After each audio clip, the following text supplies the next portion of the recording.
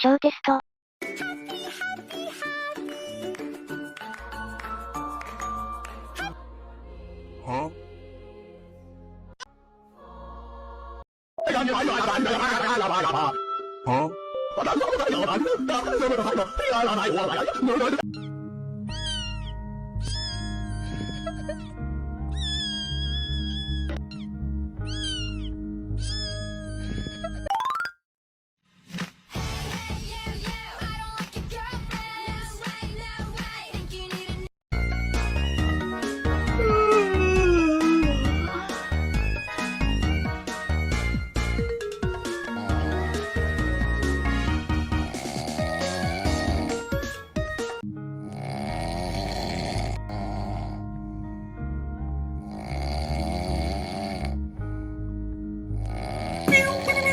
أحمد محسن.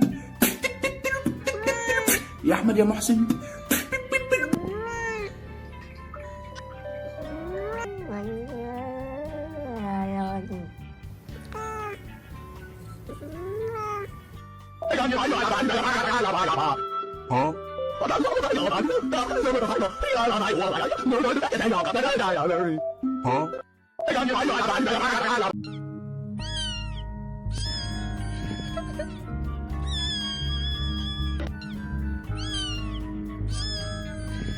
分数同士の掛け算と割り算はつまずきのポイントが多い。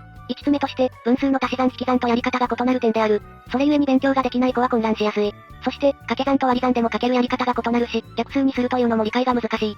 最後に基本的な計算能力が低いので約分ができることに気がつかない。掛け算のスピードや正確性が低いので間違えるといったことが起こる。